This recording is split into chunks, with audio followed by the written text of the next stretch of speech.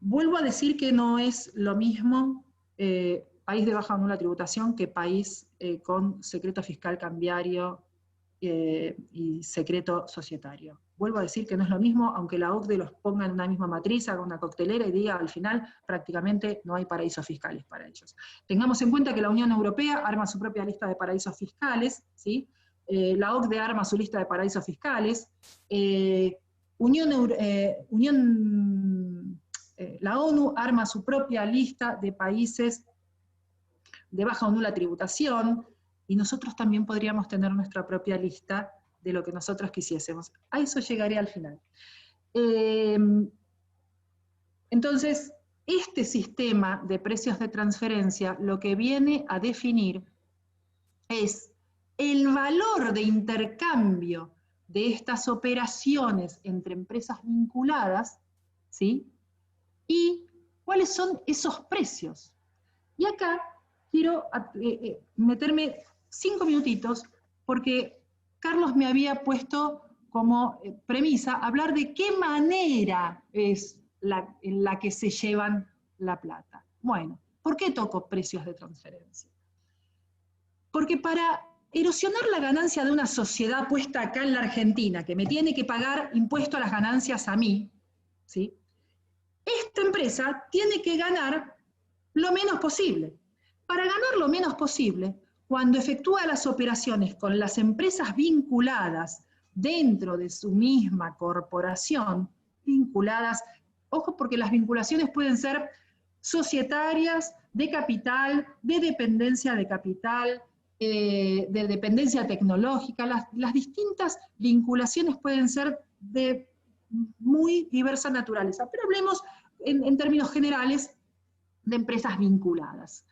¿De qué manera? Cuando yo le empiezo a comprar, la empresa argentina, le empieza a comprar a su contraparte del exterior, servicios mayormente, y o bienes con servicios anexos. ¿Se entiende? ¿Y a qué precio se lo compro? Si se lo compro muy caro, baja mi ganancia acá, tributo menos ganancia allá, acá, y tributo más ganancia allá. Así de fácil es el juego. ¿Y cuáles son estos servicios que juegan en el medio de todo esto? Y simple, todo lo que sea patentes, marcas, royalty en general, todo lo que sean seguros, todo lo que sean fletes. No nos olvidemos que no tenemos una empresa de líneas marítimas que tenga precios de referencia nacionales de flete marítimo para tener contrastables. Entonces los fletes también juegan una carta fuerte en este sentido. Todo lo que sea compra de maquinarias, claro, nunca se compran las maquinarias, siempre se alquilan, entonces es un servicio de alquiler de la maquinaria. ¿Pero con qué más? Y se alquila el servicio se alquila la maquinaria, pero con todos los demás servicios. El seguro de la maquinaria, el mantenimiento de la maquinaria, todo lo que venga de la mano de eso también va a estar abarcado como un servicio que voy a tener que evaluar con el sistema de precios de transferencia, a ver si el precio que me están poniendo de ese servicio es razonable o simplemente es un precio para llevar ganancias de la Argentina a otras jurisdicciones. Y a todo esto, no nos podemos olvidar de la frutilla de la torta, que es el servicio financiero. Porque acá las empresas vienen todas pobres y se van pobres. No sé si esto se dieron cuenta ustedes. Entonces todas vienen con 3 mangos con 50 a hacer negocios multimillonarios en donde su capital es de 10 pesos y su pasivo financiero es de 90 pesos. Entonces, este pasivo financiero, ¿con quién lo tengo tomado? Y bueno, acá empieza a jugar esta otra pata del engranaje, esta otra rueda del engranaje, que es la banca internacional. ¿Qué hace la banca internacional? Hace figurar mis propios fondos ubicados en guaridas fiscales como garantías de préstamos que le ponen a la empresa que viene a hacer sus negocios acá. Y Entonces, los servicios financieros de amortización y de intereses que le tengo que pagar a la banca internacional que me ha hecho ese generoso préstamo, es también la otra gran pata, la pata ancha, de cómo transfiero por parte de los privados fondos al exterior. Y siempre estoy hablando de la operatoria económica y no me estoy metiendo en la operatoria financiera lisa y llana de la bicicleta financiera y todo eso. Eso es otro renglón sobre el que entiendo, creo yo, bastante, pero no me atrevo a dar muchas precisiones en una charla así. Por eso lo estoy dejando al margen, pero esa es otra pata que implica el cómo se fuga dinero. Pero esta es la parte de la operatoria económica. Entonces, esos servicios financieros es la otra forma, y esto es lo que quiero que les quede claro, es la otra forma que tengo de mandar fondos al exterior y transferir ganancias de mi país a otras jurisdicciones, que terminan siendo o las jurisdicciones de las empresas dueñas de este club o directamente en paraísos fiscales. Pero la economía argentina tiene una característica específica, que es una economía fuertemente primarizada, en donde el gran grueso de nuestras exportaciones son del agro, son exportaciones primarias sin agregado de valor. Entonces, la exportación primaria del agro, de la minería y de la pesca, ¿no? Toda la primaria. Y esto implica que además tengo otro problema, que es el precio de transferencia de las exportaciones, ¿sí? Y acá empiezan a jugar otros elementos en el medio, que son los intermediarios de esas exportaciones, que son los que facilitan la subfacturación de la exportación, que luego la FIP, con todo otro derrotero, tiene que salir a ajustar. No sé cómo me estoy yendo con el tiempo, seguramente vos me dirás, ¿estoy bien? Bueno, entonces sigo. Estos intermediarios son en definitiva los que terminan siendo los que en definitiva se llevan la renta a otras jurisdicciones, en este caso a los paraísos fiscales. Sobre todo esto tenemos muchísimo para hablar. ¿Cuáles son las formas de estos precios de transferencia de la FIP? Arrancaron en el 2008. Después, por aquí me lo había anotado la fecha, en el 2001. Sí, en el 2001 ya teníamos una RG determinando de qué manera eran los precios de transferencia y cuál era el método adoptado. El método adoptado de precio de transferencia es una decisión política. Lisa y llanamente una decisión política, en ese momento tomada en el 2001. Puede ser esa decisión política o puede ser otra. La definición es política. Y yo a eso me quiero referir.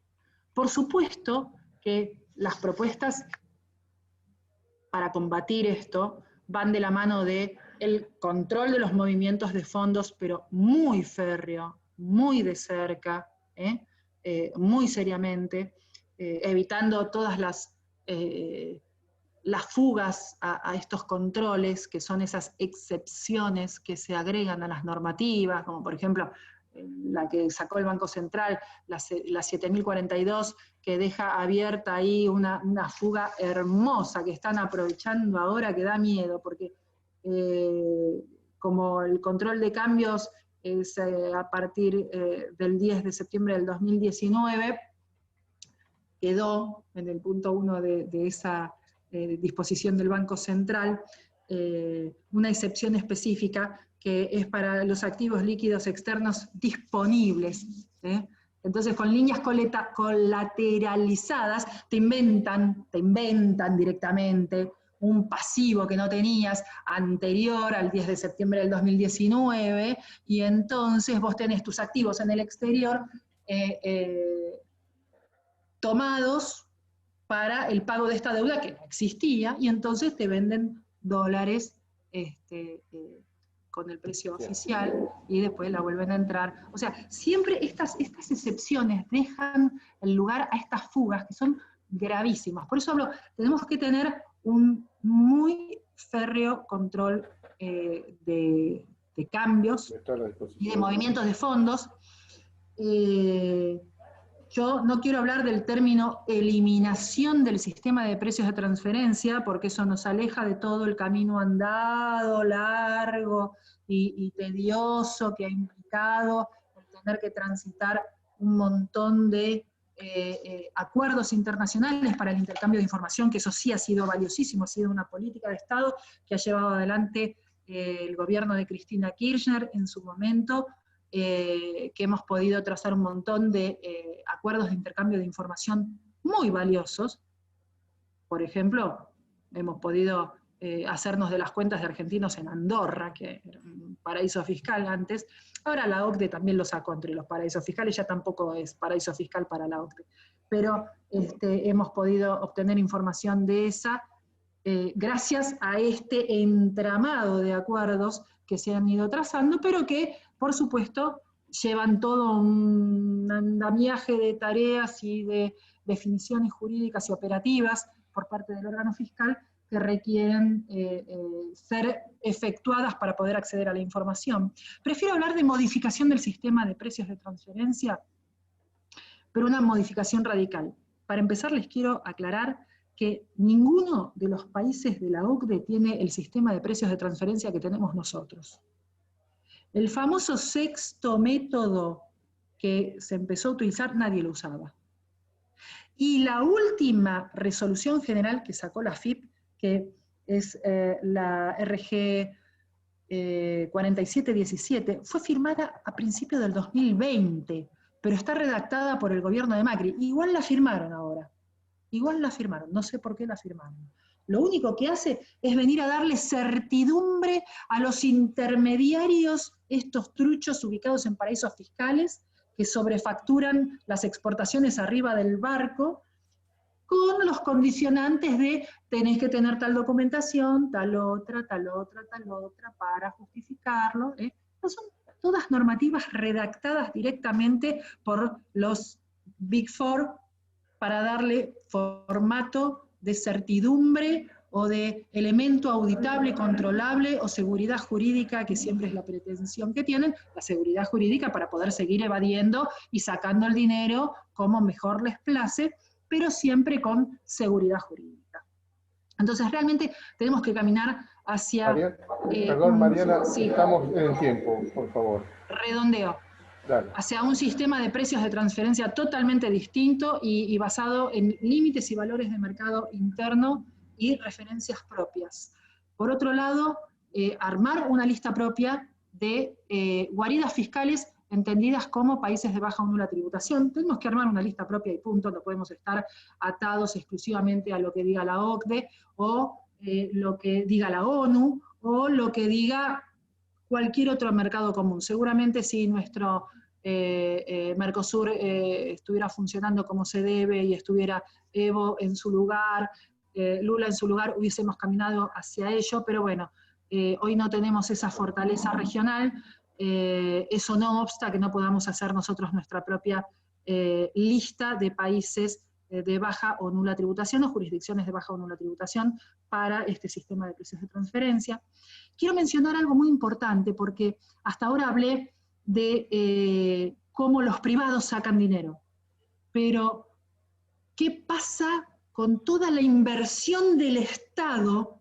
¿Qué pasa con toda la inversión del Estado, el gasto público en obra pública, la inversión pública? ¿Qué pasa con toda esa inversión pública? Que una gran porción termina también en los paraísos fiscales. ¿Por qué? Porque simplemente tengo que contratar con empresas y esas empresas tienen una pata relacionada en un paraíso fiscal, directa o indirectamente, y parte de esa inversión del Estado termina en los paraísos fiscales.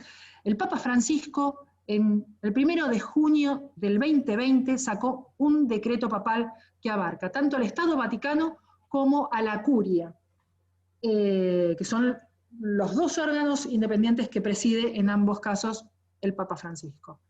les prohíbe la contratación con empresas radicadas en paraísos fiscales o vinculadas directa o indirectamente a estas, y tanto en materia de contrataciones y compras del Estado como en materia de concesiones de servicios públicos o servicios del Estado.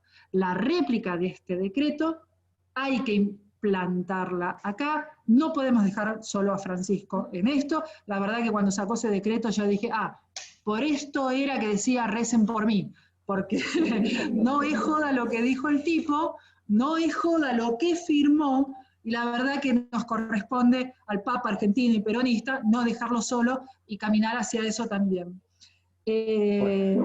Por otro lado, hay otros elementos, como tendríamos que estar preparando una ley de fraude financiero internacional al Estado, pero que admita la tentativa y que penalice los actos preparatorios, porque si no, nunca vamos a poder, siempre vamos a ir un año detrás de la coneja, viendo cómo crean nuevos instrumentos o bicicletas financieras o elementos financieros, como esta, la de la disposición del Banco Central, siempre un año después de que se la llevaron toda. Entonces tenemos que tener herramientas penales que nos permitan estar a la altura, y no estoy hablando de derogar la ley penal tributaria ni la ley penal cambiaria, las dos tienen que sobrevivir, pero aparte de esto tiene que haber una ley de fondo, de ley de fraude financiero internacional al Estado. Entonces, que admita la tentativa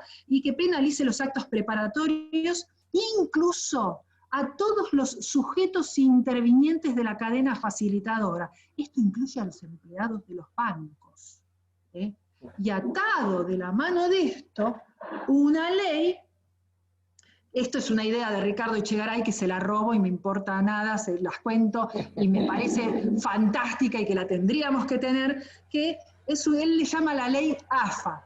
La ley AFA es la ley de agentes financieros arrepentidos, de manera tal de que el agente facilitador financiero sea el último empleado de la cadena o el gerente de banco, quiere adoptar la figura de un arrepentido y puede traer la información para poder hacer este tipo de investigaciones, bueno, fantástico. Que venga y además con una recompensa, con una ley de protección de arrepentidos, pero además con una recompensa, un porcentaje de lo rescatado de ese trámite. La verdad que a esta altura, si no tenemos leyes de esa naturaleza, estamos siempre mirándola de lejos y realmente ya sabemos perfectamente para qué sirve la ley penal cambiaria y la ley penal tributaria, sirven para que los estudios jurídicos hagan pingües caprichos.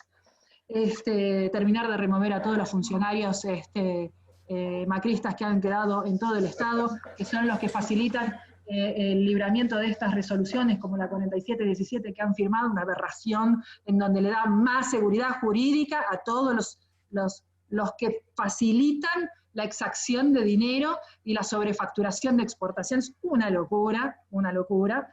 Y por último, tocar un temita muy cortito, y es que el Tribunal Fiscal de la Nación, de nosotros, todos saben que tenemos el Tribunal Fiscal de la Nación como tribunal administrativo, ¿sí? Prejudicial, que tiene un efecto suspensivo las apelaciones ante el Tribunal Fiscal, es decir, que los efectos te tengo que ajustar, pero no me pagás porque apelaste al Tribunal Fiscal. Una causa en el Tribunal Fiscal lleva entre 5 y 7 años, llevaba entre 7 y 10. Entre 7 y 10, pero después del último blanqueo se cayeron tantas que ahora estamos entre los 5 y 7 años. Sigue siendo una aberración, una locura, una torpeza jurídica permanecer en este estándar prejudiciable del Tribunal Fiscal en estos términos, y si no actuamos fuertemente al respecto, estamos otra vez mirando las cosas 3, 4 y 5 años después de la historia. Y mi idea es que hay que limitar la competencia del Tribunal Fiscal por monto, para que el Tribunal Fiscal sea, en definitiva, el tribunal que le posibilite a aquellos que no tienen realmente fondos para apelar a la justicia, es decir, los monotributistas, puedan apelar al Tribunal Fiscal. Es una competencia que el propio Tribunal Fiscal ha dejado fuera. Dijo, no, con los monotributistas no me meto, yo estoy para los grandes. Entonces, bueno, vamos a bajarle, en vez de desde la competencia, desde tal monto, pongámosle hasta tal monto, y que sea el tribunal fiscal de la gente que necesita un tribunal administrativo donde recurrir sin pagar y no de los que tienen que pagar y después repetir en caso de que nos hayamos equivocado. Bueno, Quiero muy redondear bien. acá y pasar la Mariana, palabra. Les digo. esto está pasando como cuando en el momento más interesante es cuando hay que No, es terminar. que vos me dejas hablar y tengo para seguir No, 2, no, 3 ya horas veo, por más, eso te ¿viste? dejo hablar porque me parece interesante y muy atinente los temas que estás tirando. Pero bueno, creo que es hora ya de que hagamos el pasaje. Por favor, y ¿Querés terminar? perdón, Juan. No hay problema.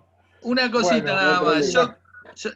Yo creo Sí, que Carlos. tanto a Mariana como a Juan, este tema va a dar para más, así que no se hagan problema. Vamos a seguir. da Ya la hay muchos impresión de que cuando compañeros que me están empieza, escribiendo que quieren militar estas cosas. claro. Listo. Yo tengo escrito todo, lo que vengo diciendo, proyectito para cada cosa. Bueno, eso es lo interesante, la parte práctica, ¿no? La parte operativa. Ir a resolver estos problemas, que no hay ninguna manera, que hay que hacerlo de alguna manera No, unilateralmente. Claro, y realmente yo lo que estoy viendo es que acá en este meeting hay mucha gente que sabe mucho de lo que yo estoy hablando y que podría colaborar y cooperar y comprometerse y encontrar un espacio de participación y de compromiso para poder aportar en estos temas distintas aristas, distintas visiones, distintos conocimientos, distintas tangentes que hay que tener en cuenta a la hora de mover cada coma de lugar, ¿no? Así que bueno, me callo acá y muchísimas gracias. Muchas gracias, Mariana, realmente muy amable, muchas gracias. No, por favor. Ahora pasamos para Juan, lo voy a presentar un poco. Juan es economista, recibido en la Universidad de La Plata, en eso somos colegas. Tiene una vasta trayectoria, ha ejercido cargos como representante del Banco Central en asesores de la FIP, fue colaborador de Tax Justice Network, fue coordinador fiscal del CINS y también de la presidencia de la UIF, el Banco Central y el Banco Nación. En la actualidad es un especialista en inteligencia antilavado y antievasión, es docente de macroeconomía en la Universidad de La Plata y es miembro del equipo de Jorge Gallero en el Centro de Economía y Finanzas para el Desarrollo de la Argentina, es panelista y expositor en varios entornos académicos, y esto es lo que queremos empezar a escuchar. Muchísimas gracias. Adelante, Juan. Bueno, buenas tardes, es un placer estar hablando con ustedes y la escuché atentamente a Mariana. Quiero complementar algunas de las cosas que dijo, en algunas pocas voy a disentir y en otras voy a tener menos delicadeza, cosas que ella dijo y que son muy interesantes, pero que por ahí ella tiene que mantener un poco más la sutileza y yo voy a hacer un poco más de ir al hueso porque me lo permite el estar fuera de la gestión. Yo en algún momento cuando estuve en la gestión tenía algunas limitaciones, pero en el caso de la OCDE, Mariana me ha pasado la posta para que les pueda pegar tranquilo y para que cuente un poco qué fue lo que pasó después de la crisis del 2008, que tiene mucho que ver con las guaridas fiscales. Pero voy a empezar por el final, que lamentablemente tengo malas noticias. Ahí la Argentina tuvo una lista negra, como se le llama usualmente, de guaridas fiscales. Yo no la llamo paraíso, después voy a explicar por qué. Y esa lista negra de guaridas fiscales o baja tributación, baja y nula tributación, pónganle el nombre formal o el eufemismo que quieran, estuvo vigente desde el 2001 hasta el 2013, momento en el cual se derogó justamente por ceder a las presiones de la OCDE. La OCDE en el 2008 hizo de cuenta que porque las guaridas fiscales habían permitido no solamente evadir y eludir impuestos en todo el mundo, ya no más en el hemisferio sur, sino en todo el mundo, también permitió algo mucho más importante relacionado con la crisis del 2008, que son evadir las regulaciones financieras. La financiarización mundial y el descontrol financiero mundial, que se inició en el momento en que se dejó de lado el patrón oro y empezó a multiplicarse el dinero de una manera totalmente imposible con patrón oro, se fue a su vez complementando con los excedentes que se generaron, por ejemplo, en la crisis petrolera de los 70, donde los petrodólares estaban circulando por el mundo con mucha liquidez, y a su vez el consenso de Washington después, con toda la serie de regulaciones que obligó a todos los países a adoptar, generó las bases, digamos, para el descontrol financiero que desembocó, después obviamente de la caída de la URSS, la preeminencia absoluta de Estados Unidos con la complementariedad de Inglaterra, hizo que ese descontrol financiero se acelerara, se impusiera en el mundo y complementara la globalización productiva, la de las multinacionales. Las multinacionales en este tema, mucha gente no tiene en cuenta que son protagonistas absolutos. Mariana lo dejó claro con el tema de cómo hacen para evadir y eludir impuestos, y los ricos tienen obviamente una preeminencia, e incluso la corrupción también, pero comparado con las multinacionales eso es mínimo. Voy anticipando en ese sentido un número que calculó GFI, una ONG internacional, que es que 2/3 de los fondos que manejan las guaridas fiscales, que administran, digamos, porque esto no es un stock, en realidad es un stock y un flujo al mismo tiempo, porque se va permanentemente invirtiendo y renovando, no se está amontonando en lingotes en unas islas. 2/3 tienen que ver con los fondos que mueven, fugan, eluden y evaden las multinacionales en el mundo. Que casualmente es un valor muy parecido a cuánto del comercio internacional, global, manejan como intrafirma, o sea, dentro de las propias multinacionales, del total del comercio mundial. Es decir, 2/3 del comercio mundial se manejan adentro de las propias multinacionales. Y 2/3 de lo que manejan de fondos de evasión, elusión y fuga de capitales, también son lo que manejan las guaridas fiscales. Las distintas redes de guaridas fiscales que hay en el mundo, que tienen como dos centros fundamentales para que fluyan esos fondos, a Londres y a Wall Street. Esos dos además tienen una puja que se ha hecho más visible, después voy a hablar un poquito de las famosas filtraciones, y esas filtraciones tienen que ver con esas pujas.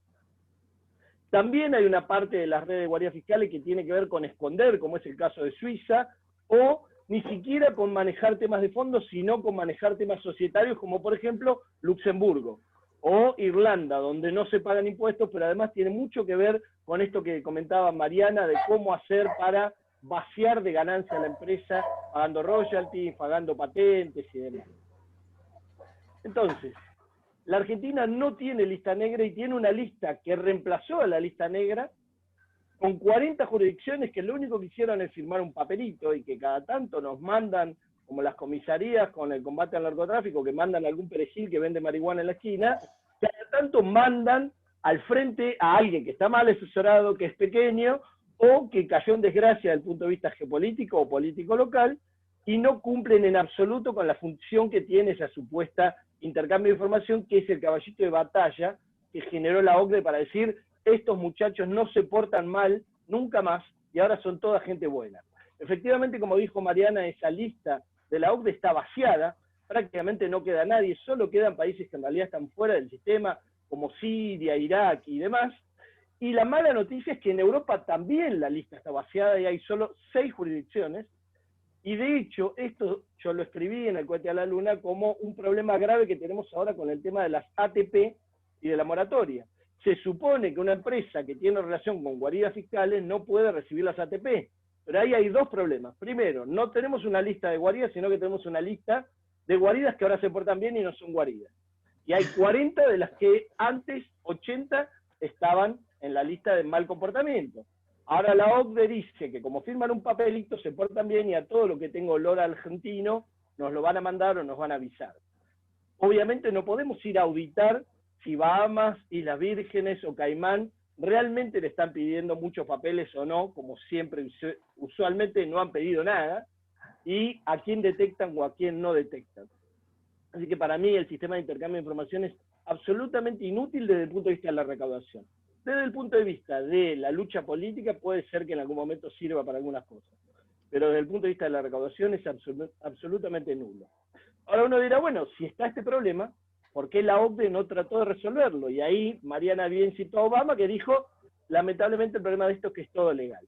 Y Obama, que está en el país que recibe la mayor cantidad de flujos finales, porque las guaridas fiscales, las Islas Caimán y demás, son una cuestión de un ajuste contable, de un asiento contable, con respecto a las ganancias, con respecto a los movimientos de comercio, con respecto a los movimientos financieros. Pero todos esos fondos fluyen a centros financieros y no se estacionan. ¿Qué quiere decir esto? Que la misma plata, el mismo dinero, que no pagan impuestos porque eluden, porque evaden o porque fugan, lo mandan a esa masa gris que tiene fondos negros y fondos blancos, que tiene fondos de narcotraficantes, que es un 30% más o menos entre todas las actividades típicamente ilícitas, como son los narcotraficantes, tráfico de armas, tráfico de personas y demás. 2/3 son multinacionales y sus actividades típicas asesorados muy bien por todo lo que dijo Mariana, que me ahorró tener que hablar de esa gente que la verdad no es nada agradable, como las grandes firmas de auditoría, los facilitadores de los grandes bancos y demás, y tenés solo un 5% estimado que pertenece a corruptos del sector público, a corruptos políticos, a corruptos dirigentes y demás. ¿Cuál es el problema? Si ese 5% de corrupción, que tiene que ver con algo fundamental que no se discute y que hace que sea difícil discutir las guaridas fiscales en el mundo, no solo en la Argentina, es el tema del financiamiento de la política. Como se vio en el caso español, para no hablar de ningún caso latinoamericano, que por ahí trae más sensibilidades, en el caso español estaba claro que había una caja B, y esa caja B del financiamiento de la política llevó a las ramificaciones más altas del poder en el caso español. En el caso francés, hace muchos años, una jueza que se llama Joly, Eva Joly, que les recomiendo mucho leer un libro donde cita claramente lo que pasó en Francia con el tema de la corrupción. El libro se llama Las Islas del Tesoro, de Nicholas Jackson, a quien tuve el placer de conocer, y es uno de los mejores libros que he visto y muy ameno para entender todo el sistema de guardias fiscales, Las Islas del Tesoro. La jueza de Valladolid también destapó un sistema de corrupción parecido a lo que se destapó con el Lavallato, con respecto a la petrolera, en el caso brasilero Petrobras, en el caso francés ELF, que tenía que ver también con guardias fiscales y con una serie de triangulaciones. Entonces, ¿cuál es la mala noticia? La mala noticia es que las guardias fiscales son un engranaje, como dijo Mariana, pero que hace fluir una serie de fuentes de fondos, negros, grises, blancos y demás, a los centros financieros más importantes del mundo. Y esos centros financieros más importantes del mundo representan el poder que hoy está más encima de la palanca del poder, que es el poder financiero. Esto está en discusión, la elección o no de Trump este año va también a hablar de esa cuestión, pero la que viene reclamando y ahora va a ser ayudada por Inglaterra, que no es casual que haya salido de Europa, es China, que viene diciendo yo quiero mi porción de la torta, a mí me toca una porción, y claramente no tiene la porción que le tocaría, y los ingleses que hace 100 años los reventaron con las guerras del opio, ahora se han puesto a su disposición y dijeron, disculpe por lo del opio, era solo negocio, me pongo a su disposición para ayudarlos con su porción de la torta.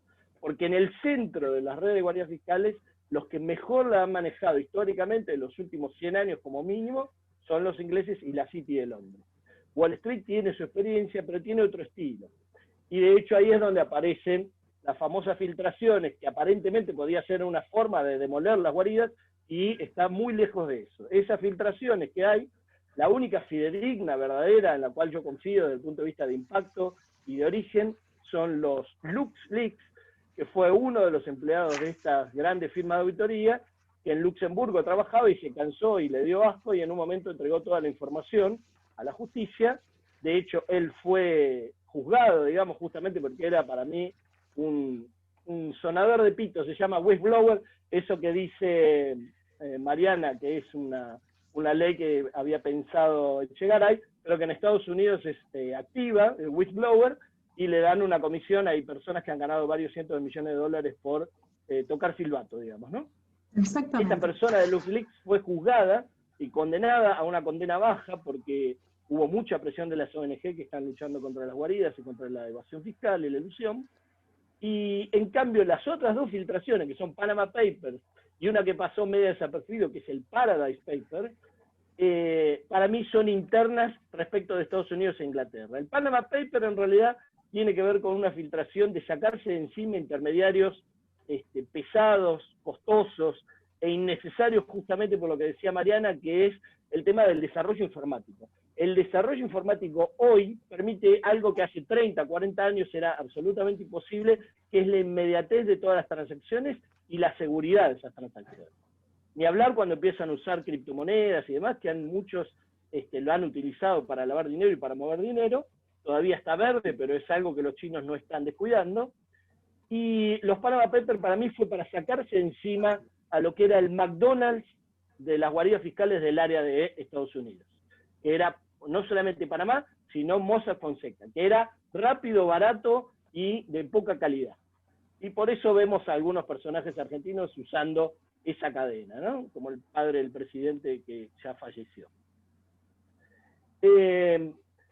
Los Paradise Papers, en cambio, le pegaron en el corazón haciendo una parábola también con esto de las comidas, a los restaurantes VIPs de Londres. De hecho, tan era así que había fondos de la familia real. Eso era una puja entre Estados Unidos y Londres, entre Wall Street y Londres, mejor dicho, por la porción de la torta que va a quedar cada uno después de los ajustes que tienen que ver con todo esto que hizo la OCDE, que fue una lavada de cara.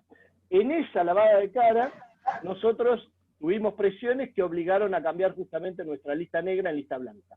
Esa lista blanca dice que lo que está fuera de la lista blanca es negro, pero para nosotros es absolutamente irrelevante, porque todos los que eran relevantes firmaron convenios con nosotros, incluido una guarida fiscal que se menciona poco, pero quedó clarísima en el caso de Apple, que es Irlanda. En el caso de Apple, en Irlanda prácticamente no paga ningún impuesto y la Unión Europea, solo por un año de revisión de lo que debería haber pagado, está reclamando 13.500 millones de euros que tiene que pagar Apple. Apenas salió esta cuestión y la Unión Europea, a través de su Comisión de Defensa de la Competencia, porque no puede decir que un miembro es una guarida fiscal, un miembro de la Unión Europea, que es otra limitación que tiene la Unión Europea, apenas dijeron que le debía 13.500 millones y se los tenía que pagar al gobierno de Irlanda. El primero que dijo que no se los iba a cobrar es el gobierno de Irlanda, que dijo no, con estos caballeros tengo un acuerdo que no, de ninguna manera es ilegal y demás.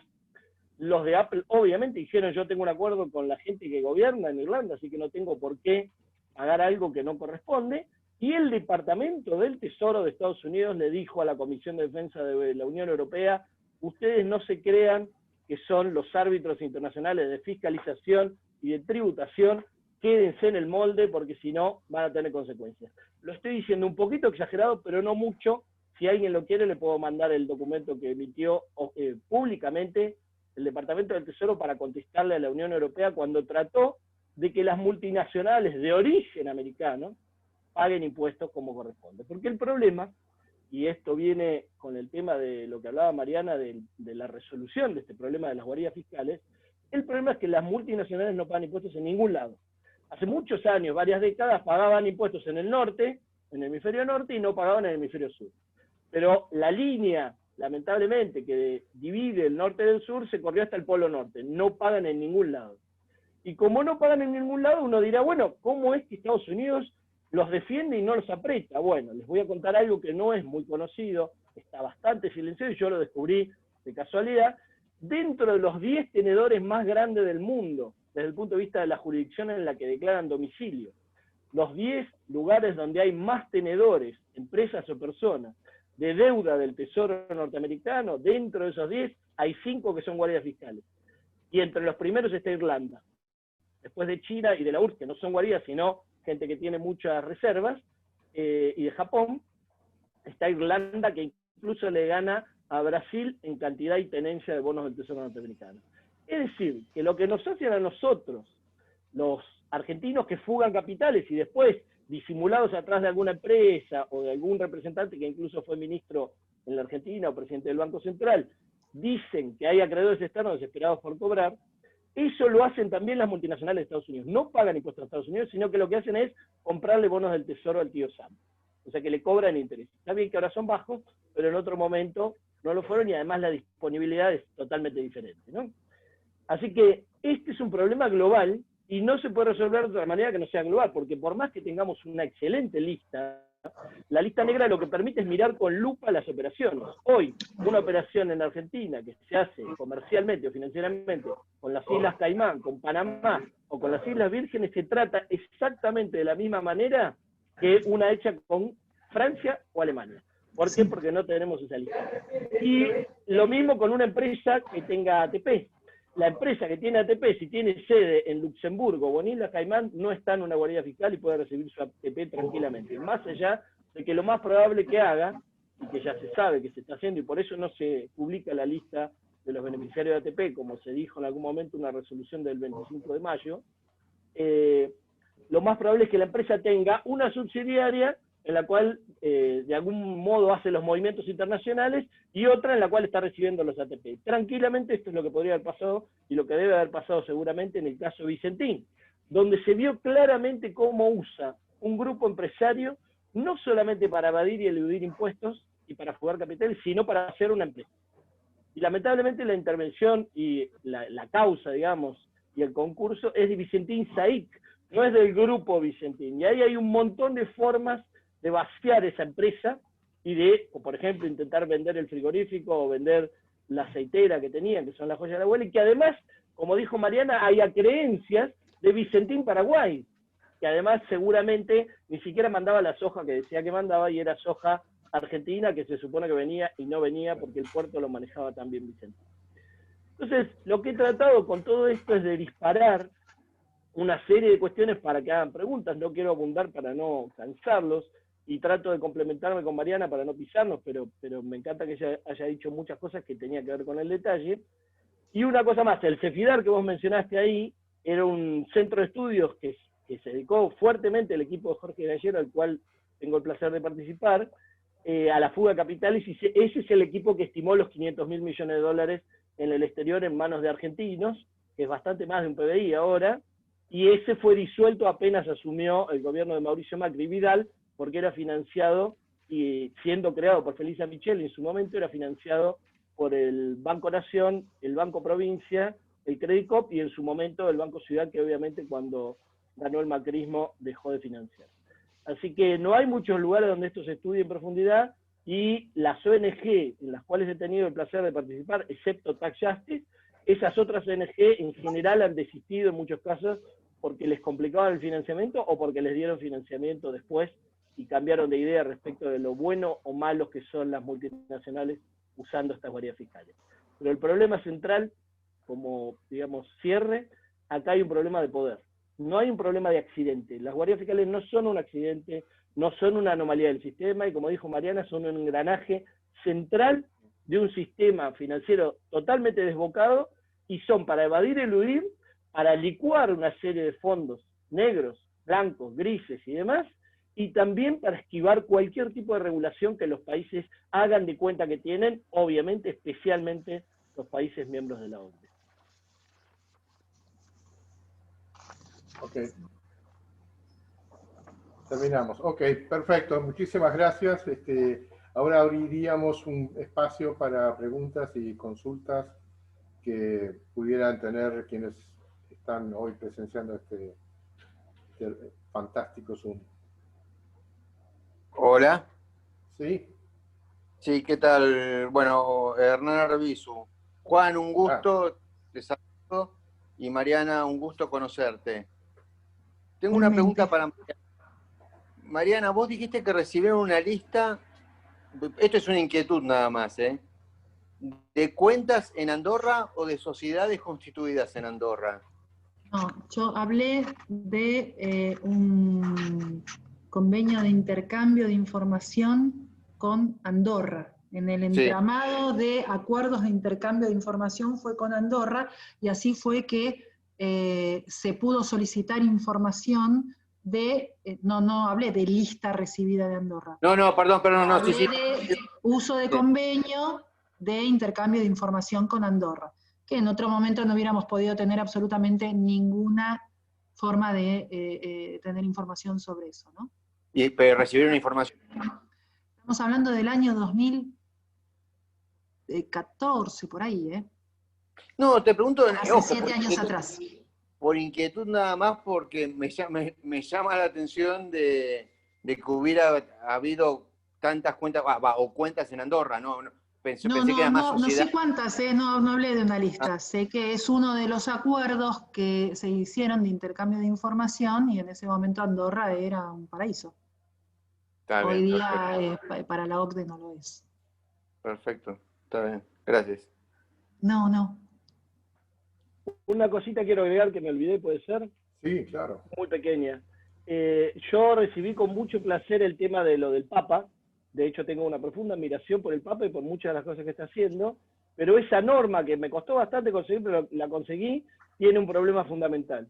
Primero, no hizo lista de guardias fiscales y dice que en algún momento podrían llegar a hacerla, pero adopta la de los organismos pertinentes. Y los organismos pertinentes son la OCDE o en todo caso la Comunidad Europea, en cuyo caso tiene la misma lista corta de 6 o 7 países y jurisdicciones que están absolutamente fuera del sistema, como Siria, Irak y demás, que tienen más que ver con terrorismo o sospecha o acusación de terrorismo, y me decepcionó muchísimo, porque pensé con mucho optimismo que habían hecho una lista propia. En ese caso hubiera sido una bomba que sí hubiera valido la pena difundir. Pero lamentablemente dice, vamos a usar las listas que hagan los organismos pertinentes, y los organismos pertinentes son lamentablemente estos que hablaba Mariana y que comenté yo también.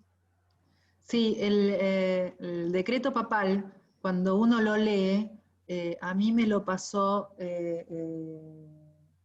lo consiguió Oscar Parrilli y lo estuvimos analizando, y se tradujo en el Congreso, un trabajo muy lindo, y lo adaptamos a los entes nuestros, los órganos de control, la normativa nuestra, y evidentemente cuando uno lee todo el desarrollo del decreto, tanto la Curia como el Vaticano estaban bastante más atrasados que nosotros en materia de compras del Estado, porque además en muchos sentidos, conflictos de intereses y otros temas, se atienen al derecho canónico, que evidentemente daban por descartado que uno no se iba a comprar a sí mismo.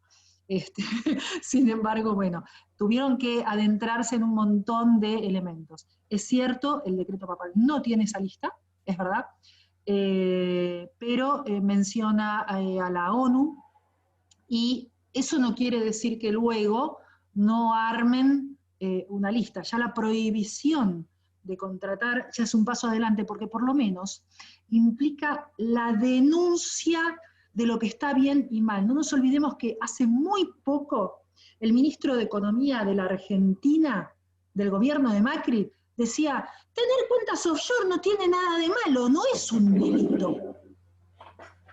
Así, directamente, como parte de esta guerra cultural entre el bien y el mal, en donde todo queda en un barro bien revuelto, que nada queda muy claro, tener cuentas offshore no era malo, no era un delito, por lo menos el decreto mismo en sí contiene una denuncia de decir, el Estado del Vaticano y la Curia no va a contratar con sujetos que no colaboran con el desarrollo de los pueblos del mundo.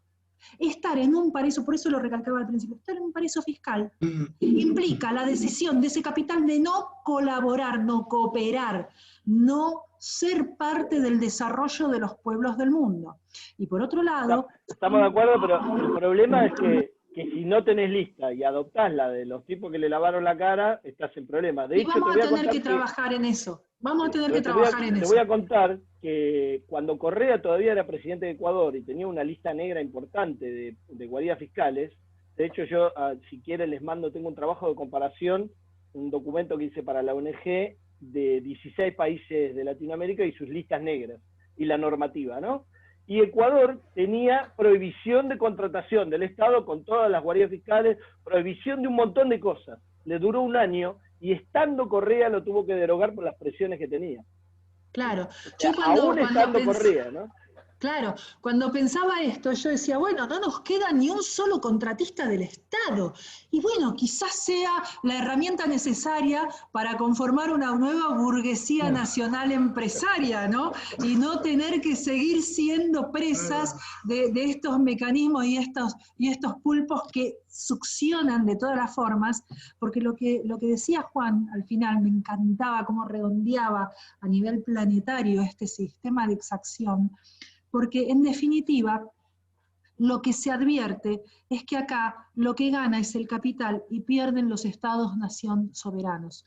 Pierde hasta Estados Unidos, que se tiene que conformar, en lugar de recaudar impuestos con su potestad soberana de recaudar impuestos, quedarse con colocar deuda de sus bonos en estos prestamistas. Y en definitiva, estos pulpos de financiamiento externo internacional, son los mismos capitales que están en estas guaridas y que se dirigen, como decía Juan, justamente a Reino Unido y a Inglaterra, que son los dos focos importantes de manejo del financiamiento externo a nivel países, los grandes pools de financiamiento. En definitiva, lo que hacen es erosionar de todas las formas los estados-nación soberanos. Pero peor todavía, como esos fondos, a pesar de que la gente se imagina y muchos dirigentes se imaginan que son un montón de lingotes de oro estacionados en una isla, al no serlo, esos fondos están presionando a los países para tomar deuda para que ellos tengan rentabilidad. Justamente la presión que viene, no solamente para condicionarnos políticamente en nuestras políticas económicas, sociales y demás, es la deuda. La deuda también es ese capital que está vallando, digamos, entre Wall Street, Shanghái, Suiza y Londres, y está desesperado por ser colocado, y apenas tiene la oportunidad de que algunos que estaban de ese lado del mostrador pasen del otro, como pasó con el gobierno que tenía Macri, enseguida abren la canilla para colocar parte de eso que está financiando. Y lo otro que logran es financiar una serie de actividades que, si después hay problemas graves ambientales, humanos o con destrucción de las personas, incluso físicamente, la responsabilidad se diluye. Porque esa es otra de las cosas que hacen las guaridas, es diluir responsabilidades. Y en eso, la guarida más perfecta que existe, que solo la he visto listada por El Salvador, es Delaware. Delaware es una guarida hecha para evitar responsabilidades de cualquier tipo judiciales, y todo el sistema judicial de Delaware está armado para eso. No es solamente para evadir y eludir, que hay otros lugares donde se usa eso, o para temas de rollo. Las guaridas en general se especializan. Delaware es para diluir responsabilidades patrimoniales y responsabilidades de cualquier tipo criminal de las grandes multinacionales. Así que cada guarida o red de guaridas tiene especializaciones y nunca el dinero está estacionado. Eso no existe. Valentín, tenías una pregunta, ¿querés hacerla? Sí, gracias. Bueno, en principio me voy a ir un poquito de lo nacional. Yo tengo la sensación de que el conflicto en Hong Kong tiene que ver con este rol de Hong Kong como paraíso fiscal, y en todas las cosas en las que está el Reino Unido, digamos, es sospechoso. El Reino Unido ya dejó de ser un imperio militar o industrial para pasar a ser un imperio control de paraísos fiscales. En ese sentido, a mí lo que me interesaba era saber, porque no lo entiendo, nadie lo dice, qué corno es el Brexit y qué tiene que ver el Brexit con esto de los paraísos fiscales, porque yo supongo que es una de las razones del Brexit. Pero no, en ningún lugar escuché hablar de esto. Por favor, te pido que me aclaren. Yo esto lo he hablado bastante en soledad, incluso cuando estaba exponiendo en Londres para Tax Justice Network, que me tocó en 2017 exponer allá, hablé y hubo como un silencio, digamos, porque todavía no estaba definido el tema del Brexit, pero ya se estaba hablando, todavía no se había incluso ejecutado, votado y demás, pero la cuestión es que el Brexit tiene que ver con que Inglaterra quiere salir de los controles regulatorios mínimos que tiene la Unión Europea. Al salir de esos controles y al mismo tiempo dejar de ser un socio absoluto de Estados Unidos en toda la trama de red de guaridas fiscales, se puso, como dije antes, al servicio de China, y uno de los centros financieros que obviamente es central desde el punto de vista de la relación con las guaridas fiscales, con China y con Inglaterra, es Hong Kong. Hay otros también, pero Hong Kong es central. De hecho, el HSBC, el banco HSBC, lo hizo el gobierno de Inglaterra, lo creó para manejar los fondos del opio que metían en China. Era tanto los fondos que crearon un banco especialmente, que es el HSBC, que es una abreviación que tiene que ver con Singapur y demás, ¿no? Y Hong Kong. Y hace unos años, muy silenciosamente, el HSBC volvió a tener su matriz central de operaciones en Hong Kong. Pero vos dirás, bueno, entonces los chinos los van a sacar a patadas. Es que en China hay una interna muy fuerte entre el poder financiero que está creciendo ya de los privados chinos y el poder del Partido Comunista. Esa puja está plasmada hoy en Hong Kong. Y esa puja todavía no está definida, porque los comunistas tienen mucho poder, pero también el dinero tiene mucho poder. Y la guita que están manejando en Hong Kong es monstruosa. ¿Por qué? Porque hasta hace algunos años, todo lo que venía de Hong Kong y Taiwán se consideraba inversión externa y tenía tratamiento favorable en China. ¿Y qué pasaba? Los chinos, que no estaban viviendo en Hong Kong o Taiwán, triangulaban a través de Hong Kong y Taiwán para meter inversión externa. Entonces, cuando vos mirabas las inversiones, y los extranjeros que no eran de China también, ¿no? Cuando vos mirabas la inversión extranjera en China, hace un par de décadas que estaba a full la inversión para que China sea lo que es hoy, todo el grueso venía de Hong Kong y de Taiwán. Pero eran chinos que estaban reinvirtiendo porque la habían currado, porque la habían, o porque tenían algún tipo de acuerdo interno, digamos, y extranjeros que pasaban triangulando a través de esos lugares. O sea que el poder que tiene Hong Kong no solamente representa a los chinos, sino también a todos los que invirtieron usando esa puerta para tener un tratamiento preferencial. El Partido Comunista le daba tratamiento preferencial porque estaba, digamos, en la política de seducción de únanse de nuevo a China, independientemente de que ya habían arreglado con Inglaterra que vuelva a ser parte de China, ¿no? Cosa que con Taiwán todavía no está arreglada del todo. Entonces, el Brexit es central para que Inglaterra se ponga, Londres, digamos, se ponga al servicio de China sin interferencia de regulación en la Unión Europea, que está muy preocupada también no solamente de los flujos que van y que maneja China, sino de los flujos de China comprando cosas en Europa o metiendo fondos sin, de alguna manera, transparentarlos. Esa puja, Inglaterra lo que quiso es estar desde afuera, jugar desde afuera. Obviamente tiene consecuencias graves para los ingleses desde el punto de vista productivo y demás, pero acá estamos hablando de la City de Londres manejando un país, ¿no? Así. Gracias. Bueno, ¿tenés alguna? No encuentro más preguntas. Carlos, si querés ya podemos... Se durmieron todos ya. No, estamos todos fascinados, por lo menos personalmente. Para Mariana quería hacer una pregunta. ¿Puede ser, ya que no hay nadie, no hay ningún candidato? Bueno, vos sabés que uno de los problemas que yo también pensaba, vos lo hablaste recién, es que, bueno, ¿cómo contrata el Estado con empresas que no tengan subsidiarias en paraísos fiscales o cómo prohíben las transferencias a paraísos fiscales? Y bueno, vos decís, y lo decís, bueno, habrá que crear la famosa burguesía nacional, que yo hasta ahora nunca la vi, aunque hablamos y se escribieron muchos libros de eso. Digamos, ¿hay algún modo de evitar las transferencias a los paraísos fiscales? Por ejemplo, qué sé yo, el tema del contado con liqui, todo ese tipo de cosas que habitualmente se toleran. Y yo no sé si son imprescindibles que se toleren el contado con liqui, que es uno de los modos de transferencia, del mismo modo de que si sencillamente no es posible prohibir las transferencias financieras a paraísos fiscales. Eso. Valentín, te vuelvo a decir que no soy una especialista en cuestiones cambiarias, pero en atención a esto que vos estás planteando, y que además es algo que nos hace ruido a todos, ¿por qué? ¿Por qué todo esto se tiene que permitir? Porque todo lo que no está prohibido está permitido. Y a esto va lo que yo decía respecto de que de buscar la posibilidad de que trabajemos juntos en un proyecto integral de una ley de fraude financiero internacional al Estado, contra el Estado, y que, vuelvo a repetir, admita la tentativa para que todos estos elementos que van apareciendo como mecánicas financieras, que en tanto no estén prohibidas, están permitidas.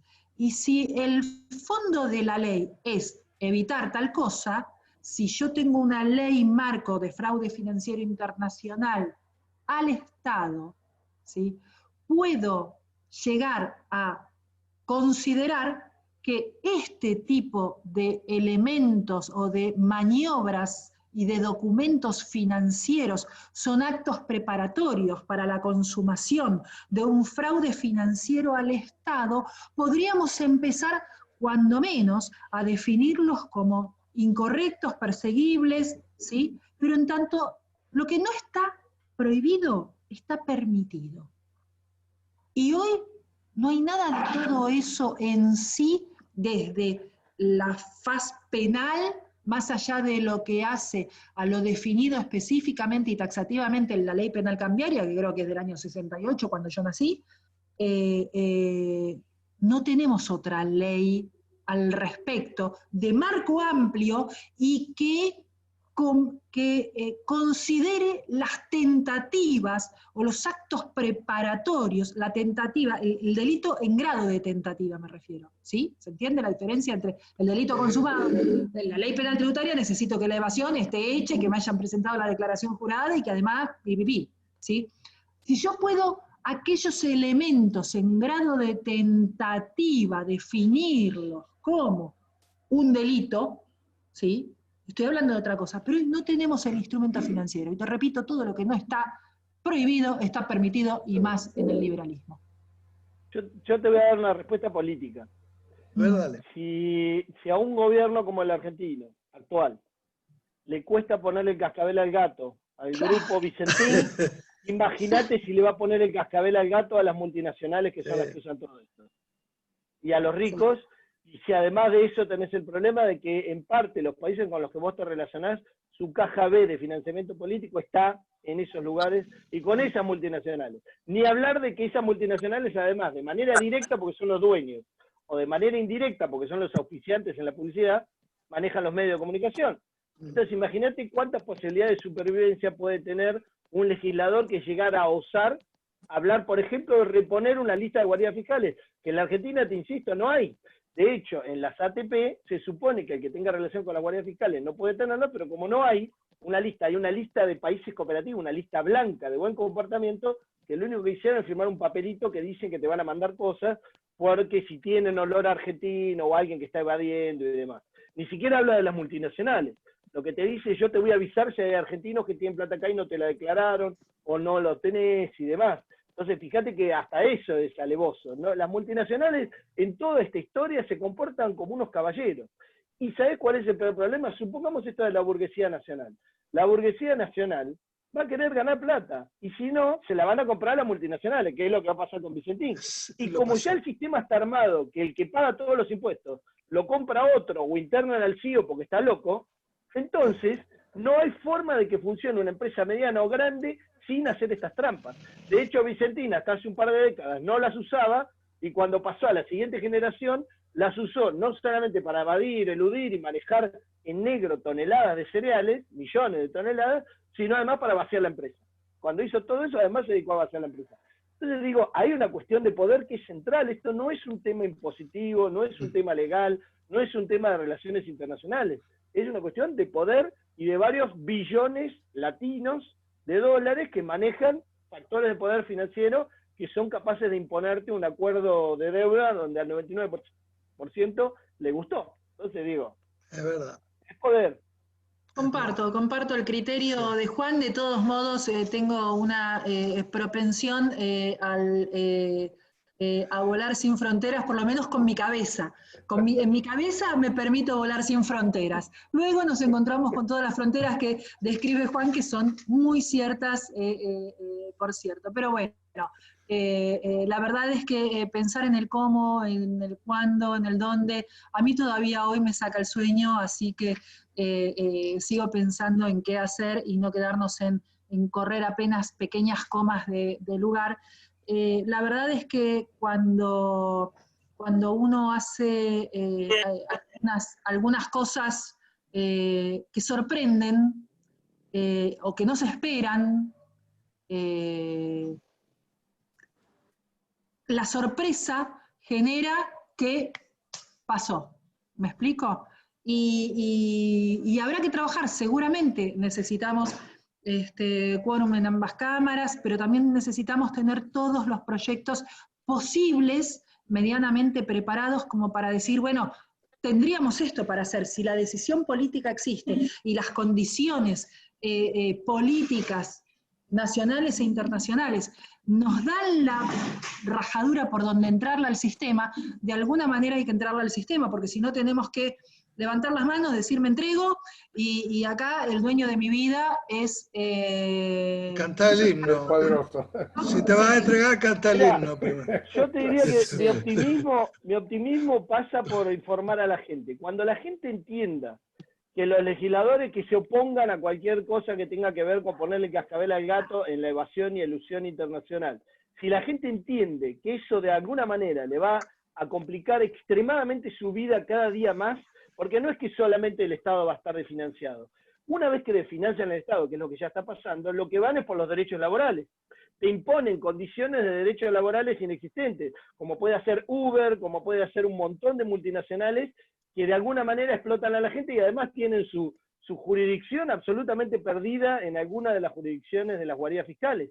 Entonces, como decía antes, te diluyen las responsabilidades, no hay forma de que el fisco los alcance, no hay forma de que vos le controles su flujo de dinero, porque tienen directamente los flujos a través de las tarjetas internacionales que las manejan en Estados Unidos y demás. Entonces digo, la gente tiene que entender que primero van por el financiamiento del Estado, y que es mentira que la Argentina tiene un Estado gordo, caro y demás, porque la Argentina tiene la misma presión tributaria que Uruguay y que Brasil, y la 30ª del mundo, y es mentira eso, pero la arman a la mentira para que la gente apoye la rebaja de impuestos a las multinacionales. Y después de eso van a rebajar los sueldos, y después de eso las vacaciones, y volvemos al siglo XIX. Eso es lo que la gente tiene que entender.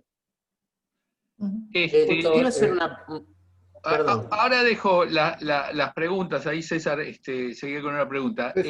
Yo voy a poner, para el que quiera contactarse con Juan o colaborar con Mariana en un equipo de trabajo para hacer la ley, voy a poner mi mail y mi teléfono, y el que quiera me contacta y yo le paso los mensajes en el chat. César Crosita creo que tenía una pregunta. Sí, hola, ¿qué tal? Buenas tardes. Me pareció lo de Mariana brillante, y igual lo de Juan. Mariana, no pierda los sueños, porque nosotros vamos a militar tus sueños. Y el país, para terminar con la pobreza, tenemos que llevar los sueños adelante. Es el único camino. ¿Puedo decir algo? Sí. Juan me ha escuchado muchas veces, pero nosotros teníamos una frase cuando yo trabajaba en el banco. Nosotros no. Los otros banqueros que cubrían otras partes del mundo nos decían a nosotros: ustedes tienen la más fácil porque están pescando en la pecera. América, Argentina tiene generación de riqueza casi de país desarrollado. Concentración de la riqueza, es decir, la riqueza en manos de unos pocos, de países africanos. Y regulaciones de países africanos. Por lo cual es muy fácil para ustedes hacer el trabajo, que es cierto, es el gran problema que tiene la Argentina. Y mientras que no esté el Estado, que el Estado está compuesto por el Poder Ejecutivo, el Legislativo y el Judicial en sintonía, va a ser imposible terminarlo. Y bueno. Perdón, quisiera hacerle una pregunta a ustedes que son especialistas en impuestos. Yo, la verdad que tengo como especialidad el derecho aduanero. En el derecho aduanero hay una legislación específica que ataca con el grado de tentativa al contrabando, ¿sí? Claro. Y bueno, desde el punto de vista penal, que es más o menos lo que conozco, sí, podría darse en los términos de una estafa y demás, pero para constituir un tipo penal se necesita una especificidad realmente muy, muy grande, porque, a ver, comparto con Juan, porque tuve la posibilidad de conocer Hong Kong hace muchísimos años, y la realidad, todo digamos, el financiamiento se hacía desde ahí, ¿no? A ver, y tuve la oportunidad de hablar con gente nativa de Hong Kong, y la verdad que ellos se consideraban ingleses, no se consideraban chinos. Entonces, este vínculo entre los ingleses, como decía Juan, y los nativos de Hong Kong realmente existe. Y como en Guangzhou, que es donde se realiza la feria, no solamente utilizaban a Hong Kong como financiamiento los propios chinos, sino también rusos, porque además se los veía deambular. Esta es una realidad concreta. es cierto todo esto, lo de la globalización trajo como consecuencia todo este gran mundo que dejó a muchos estados sin financiamiento y demás. Ahora, nosotros tenemos que apuntar a los mecanismos de prevención. ¿Por qué? Porque es cierto, en la estafa tiene que haber elementos que son el ardid, el engaño y el perjuicio. Y nosotros estamos llegando siempre tarde cuando en realidad lo que hay que aceitar son los organismos y los mecanismos de prevención. Es cierto que hay mucha gente que va a querer o no invertir estas multinacionales y demás, pero estos mecanismos de prevención, que sí son una herramienta jurídica, más allá de lo monstruoso que resulta el movimiento, necesitan alimentarse con lo que ustedes saben, conocen, porque si no, realmente esto prácticamente no tiene solución. O sea, esto es mi visión, por ahí la tiene y uno no la encuentra, pero justamente para estar en relación con lo que decía Mariana y lo que decís vos, Juan, hay que encontrar un mecanismo de prevención, porque una vez que está hecho, ya está hecho y llegás tarde y siempre tienen una forma de ilusión y siempre estamos dando vuelta. Ahí apunta, mi pregunta va para los dos, ¿no? O sea, se puede armar una norma, yo tengo alguna especialización en la materia desde el punto de vista penal, pero realmente necesitamos una acción, un verbo, un sujeto, un determinado tipo de acción que sea lo suficientemente precisa justamente para ordenar la prevención sobre esto, porque sobre la base de la norma se arma la prevención. Y esto es lo que nos está haciendo falta. Ustedes que son especialistas en el tema, ¿nos pueden de alguna forma dar algún tipo de precisión como para que se pueda armar incluso una ley especial? Porque si ya tenemos la tentativa de contrabando, que contraviene los principios del derecho penal general, que no se atiene a eso, y los actos preparatorios no son punibles, para poderle dar marco a eso como un acto preparatorio punible y tomar la tentativa desde el contrabando, nos haría falta un contexto general para poder darle más precisión, porque si no esto, como decía Juan, por ahí es un poco imposible manejarlo con el tema de las llamadas o no inversiones, que en algún momento pasó, o con lo que se pueda mover el país económicamente. No sé si soy claro en la pregunta. No. Sí. ¿Puedes contestar? No, para empezar, Héctor se disfraza de modesto, pero es un penalista de la hostia en realidad, y está haciendo preguntas muy justas y muy precisas respecto de en qué consiste definir un delito, que no se puede hablar así, como digo yo, con un título grandilocuente, hablar de una ley de fraude financiero internacional, y claro, a él le hace ruido y tiene toda la razón del mundo. Lo veo también a Guillermo Restelli ahí, que es un especialista en temas tributarios, en temas penal tributarios, y también dirá, bueno, sí, pero ¿de qué delito me estás hablando? ¿No? Y esto es lo que está diciendo. Pará, vamos a definir, hay una acción, a ver, tiene que haber, bueno... No, sí, no te olvides de la justicia también, que digamos... Sí, no, bueno, eso ni hablar, pero eso es otra cosa. Por supuesto, la justicia es otra cosa, pero también no me olvido, Guillermo, del hecho de que la percepción de riesgo es lo primero que recauda. Y el hecho de tener un instrumento penal se llama percepción de riesgo. Después vemos hasta dónde llegamos en la justicia y qué hacemos con toda la modificación de la justicia. Y lo veo a Horacio, y lo veo a César, otros dos abogados que saben de la materia penal muchísimo más que yo. Y claro que hay que definir, pero por ejemplo está Hernán Arbizu acá, que sabe y entiende muchísimo de la letra fina que por ahí hay que ponerle a esa acción, ¿sí? O omisión de acto para definir el delito, como vos estás diciendo, o el contexto que Juan le puede poner a todo esto. Y yo creo que lo que nos sobra es lo que nos sobra por ahí es capacidades de entender todo esto. Y lo que nos está haciendo falta es una articulación operativa con más la voluntad. Sin lugar a dudas, creo y sostengo lo que dijo Juan al principio, que la decisión política de llevar adelante una cosa como esta, si no tenés toda la espalda política atrás para empujarlo, pero construir el elemento, construir el proyecto de ley, es una construcción previa a la oportunidad político-planetaria. Hoy en día, entre la pandemia, la caída del Producto Bruto a nivel planetario, el estado de circunstancias generales absolutamente anómalas y fuera de toda circunstancia controlable que se están dando, tiene por un lado lo que vimos en la televisión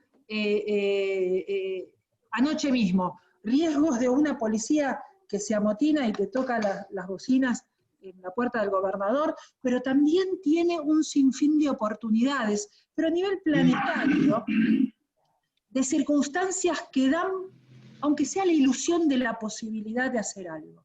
Ahora, no tener el instrumento creado y oportuno o ajustable a las circunstancias de modo, lugar y conveniencia, esa es la falta de operatividad, de poner en acto algunas ideas que podemos ir teniendo. Y esta es solo una de las ideas, porque la verdad es que el hecho de conformar una lista propia de guaridas fiscales, desprendiendo el concepto de países cooperantes, del concepto de países de baja o nula tributación, y decir, esta es nuestra lista, también es una cuestión que operativamente podemos definir, y tenerla en carpeta, y tenerla ofrecida a nuestro movimiento, a cualquier articulador político que pueda llevar adelante esto, y para tener la lista para cualquier circunstancia que la oportunidad, mérito y conveniencia nos abra, respecto de poder desenvolvernos políticamente, hábilmente, y confiando en nuestros líderes más habilidosos, en nuestra líder, en Cristina, qué sé yo, confiando un poco en ellos, pero también haciéndoles el trabajo que ellos no pueden hacer, creo que es la parte que nos está faltando. El articular coherentemente para tener los instrumentos pensados, craneados, definidos, delimitados, como dice Héctor, correcta y prolijamente, ya no en un título, sino en una bajada, de todos los proyectos que creamos que por lo menos nos pueden colocar en el concierto de todas las naciones en un estado de situación menos deshonroso que en el que estamos hoy en día, que como decía Hernán hace un rato, tenemos regulaciones de África, producción, como era Hernán, que lo dijiste tan perfectamente. No, ya se tuvo que desconectar, pero era producción... Generación de riqueza de país desarrollado, claro. Regulaciones de África y comunicación de esa riqueza de África. Claro, y si nosotros, que somos los que tenemos que tener las regulaciones preparadas, esperamos a que nos las prepare KPMG, Pricewaterhouse, qué sé yo, cualquiera de estos que las tienen escritas, lo único que vas a recibir es proyectos llenos de hojas que son ilegibles, que cualquier cristiano muy formado no las puede digerir, cualquier cristiano muy formado no las puede digerir, ¿sí? Para meternos en el medio las desregulaciones. Mariana, perdóname, perdón que me meta, pero sí. Yo tenía más de un cliente que aparte de tener un trust, un fideicomiso conmigo en el banco, tenía otros en distintas partes con otras cuentas en otros bancos. ¿Sabes claro. a quién le mandábamos la información para que se la consolide para el cliente? A Price. Por supuesto. Claro. Claro, de hecho, por supuesto. Lo que describiste vos, Mariana, es lo que hicieron en la OCDE. Los que dictaron la forma de decir que las guaridas fiscales no se portaban mal nunca más y que ahora firmaban unos papelitos. A ver, para que Héctor entienda un poquito de la farsa mundial post-2008 para lavarle la cara a las guaridas fiscales. Dale. La farsa es tan grande que les obligaban a firmar un número que a alguien se le ocurrió, a algún genio, 12 convenios como mínimo tenía que firmar de intercambio de información una guarida fiscal para ser considerada no más guarida fiscal, entre otras cosas. Ahora, a nadie se le ocurrió la genialidad de decirle, no las pueden firmar entre ustedes, ¿eh? Entonces, lo primero que hicieron es firmar todos entre ellos. O sea, Islas Caimán firmado con Isla Virgen, y si con Panamá, nosotros también, ojo, nosotros firmamos con todos, ¿eh? Con todos. No nos faltó ninguno, incluir Irlanda, que Brasil la puso en la lista negra de Brasil. Ahora, cuando teníamos lista negra, antes del 2013, teníamos la posibilidad de mirar con lupa las operaciones con esa lista negra, pero no decíamos que eran ilegales. No podías decir que eran ilegales, porque como dijo Obama, toda la red de guardias fiscales y lo que pasa por ahí es legal. Entonces, el problema que tenés ahora es mucho peor, porque además ni siquiera lo podés mirar con la lupa. Vos no podés ir a alguien a decirle, su transacción está hecha con Islas Caimán, entonces le miro con la lupa. No, no, te dice. Las Islas Caimán son igual que Bélgica o que Alemania. No me podés mirar con la lupa. Me tenés que mirar como si yo me portara bien, porque ese país se porta bien. Entonces, vos podés decir, bueno, listo, hagamos una lista negra. ¿Sabés cuál es el problema? Tenés 40 convenios firmados y aparte tenés un convenio firmado con la OCDE, con lo cual, hacer una lista negra y patear la lista negra hoy, aunque lo podés hacer legalmente, porque podés denunciarlo y al año pierde efectividad o lo que sea, pateaste el tablero mundial. Y si pateaste el tablero mundial, sos mínimamente Venezuela para todos los medios de comunicación, incluidos los que manejan la embajada, los que manejan de acá y demás. Porque además todos esos están metidos, los medios de comunicación son los primeros que tienen sus filiales y sus centrales en esas guaridas fiscales. Todas las multinacionales, especialmente las de medios de comunicación, lo tienen ahí. Los medios Clarín, todos, sí. Seguramente Clarín tiene sus bonos que hace de cuenta que es un acreedor externo, los tiene ahí también y pelea porque le paguemos la deuda de una manera decente a los pobres acreedores externos, a los jubilados estadounidenses o a los plomeros italianos. Y son ellos que están del otro lado. De hecho, lo más probable es que la mayoría de la deuda externa argentina que tenemos en jurisdicción externa la tengan de argentinos que son lo mismo que fugaron los 500.000 millones. Entonces, el sistema es perverso, pero además es un sistema mundial. La única forma de desarmarlo es discutirlo mundialmente. Por eso, en el 2008 se trató de llevar a la ONU, y dijeron, de ninguna manera, dijo la OCDE y el G20, dijeron, esto va a la OCDE y el G20. Y de ahí lo armaron como a ellos les gustó, y después invitaron a los demás gentilmente a firmarlo o a te dejo afuera del mundo. Ese es el problema. Es verdad. Yo no digo que haya que rendirse. No vas a lograr matar los sueños de Mariana. No, yo no digo que haya que rendirse. Lo que digo es que hay que tener conciencia de la patada al tablero que haces si llegás a de alguna manera hacer algo relevante en este tema. Sí, por eso yo cuando toco el tema de modificación del sistema de precios de transferencia, eso es una normativa propia e interna. ¿Se entiende? Entonces, esa normativa propia e interna, que les puedo garantizar que entre los miembros que conforman hoy día la OCDE, cada uno tiene su sistema de precios de transferencia independiente. Y por ejemplo, en particular, Dinamarca, Noruega, Suecia, Finlandia, son todos miembros de la OCDE, tienen sistemas de precios de transferencia absolutamente, diametralmente opuestos a los nuestros. Como por ejemplo, elementos que definen que los precios de transferencia, sí, todo muy bien, y me los probás, todo muy bien, te munís de toda la documentación relativa a la probanza de los comparables de este sistema o del otro sistema. Sin embargo, no pueden estar por debajo de plin, plin, plin, y los números que ellos regulan respecto de operaciones internacionales previamente estipuladas. Por supuesto, tienen una flota naval de interés, pero la realidad es que los precios de transferencia de ellos son diferentes. Y con el solo hecho de que empecemos a ajustar estas cosas, que lleva muchos años después probar si hemos tenido si hemos metido algún gol, por lo menos de lejos, estaríamos empezando a probar algunas cuestiones que son bastante interesantes a tener en cuenta. Lo que pasa es que el problema que tenés ahí es lo que te mencionaba al principio yo, que son los 2/3 del comercio internacional intrafirma. Entonces yo te voy a dar un ejemplo que no hay forma de que vos con tu Los precios de transferencia son para las operaciones intrafirma, ¿eh? Sí, lo sé, son para pero operaciones bueno, vinculadas. perfecto. Sí.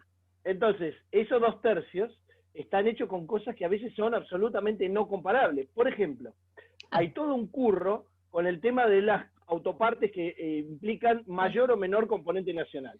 Si vos sumás la totalidad de las partes, seguramente te va a dar que cada auto tiene un 130% de autopartes, porque en un país dice acá el 45, acá el 45, acá el 45, vos decís, pero ¿cómo puede ser que el componente nacional sea 45 en los 3 países me da 135? No me cierra. Pero claro, ningún país hace ese cruce, no lo pueden hacer, ese cruce, porque es todo absolutamente secreto, y ahí está siempre el curro del secreto fiscal y los intercambios limitados y demás. Y te voy a dar un ejemplo concreto que me pasó a mí de verlo en persona. Una multinacional automotriz, a un amigo mío que se le fundió el motor en un periodo X, que estaba cerca de terminar la garantía, se lo regalaron al motor, le cobraron la mano de obra. ¿Por qué? Porque no querían que quede ningún precio para ese motor, porque el precio del motor querían que fuera absolutamente intrascendente en cualquier lugar, porque ellos querían decir que el motor valía lo que ellos quisieran que valía. Entonces no le cambiaron el motor y lo único que le cobró un montón es la mano de obra. Pero el motor no valía nada porque no vaya a ser que la FIP vea que yo estoy declarando o que el acuerdo internacional de cuánto tengo de autopartes locales. Entonces, esa es una carrera armamentista, la de los precios de transferencia, que en general la perdés porque vos decís, bueno, yo le pongo un valor razonable a los vasos de Starbucks que faltaron en algún momento y había tanta desesperación. ¿Y cómo haces para poner un valor razonable del vaso de Starbucks? Vos te van a decir, no, pero tiene un diseño único. Fíjate que había gente en Palermo que estaba a punto de morir cuando no había vaso de Starbucks importado. ¿Entendés? Es muy difícil esa carrera armamentista. Y obviamente, como te dije antes, hay multinacionales atrás. O sea, claro, si sentís te puede apretar, imagínate lo que es una multinacional, y te puedo decir también algunas que se supone que son argentinas, como Mercado Libre, ¿no? Que tiene también una deuda con la FIP porque hace de cuenta que hace algo y obtuvo beneficios, y ahí lo tenemos inmaculado, ¿no? Sí, sin lugar a dudas, sin la vocación, sin la voluntad y sin la espalda política no vamos a hacer nada, eso con seguridad. Pero, sin embargo, vuelvo a insistir, hay circunstancias planetarias que dan espacio, rajaduras, hendiduras, con alguna luz detrás, tales como, por ejemplo, que el Papa Francisco es una coyuntura donde la heterodoxia y patear el tablero es posible, y Francisco es un gran socio en eso. Por eso yo tenía esperanza de que haga la lista. Y ahí voy. Francisco está hablando en este momento con su Laudato Si de el cuidado de la casa propia, ¿sí? Y esto da paso a todo el paquete de impuestos verdes, que no es el impuesto verde a las emanaciones de gas de Europa, eso no.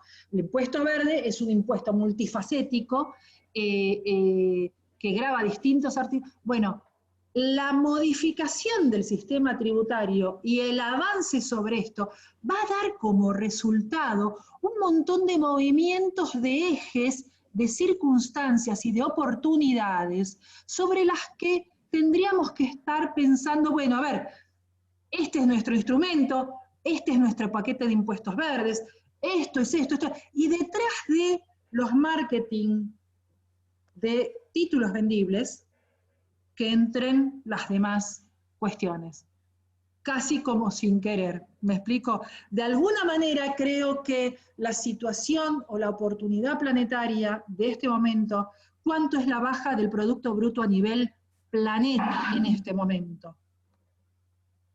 Bueno, sí, 9, 8%, pero el tema también es cómo está repartido. Como eso es crítico, y cada vez que está peor repartido, si no le ponen el cascabel en un momento, van a perder todo.